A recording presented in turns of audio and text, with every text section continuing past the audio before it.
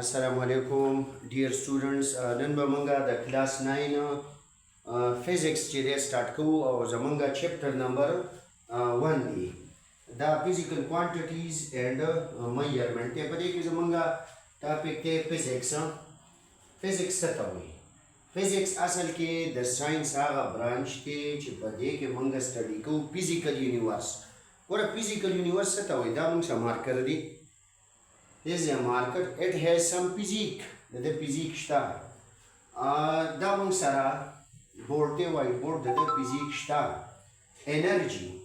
Energy chi the physical body sa sumra related energies di like a heat chi the iron वगैरह sara chi munga iron kala garam ko ospana age ke the higher na lower energy ta bahar hal da mung bia details awari matter wata sta pata mukh ke mung wel the three state di Solid state di the matter, solid, liquid, gas and plasma state. Os chekam latest da di, and how they are related. How da gundo singa related di.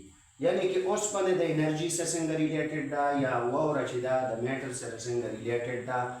How the day study che da kama manga kuo yobal se annual kuo pa di study ke data civilization physics civilization der ziyata san definition di.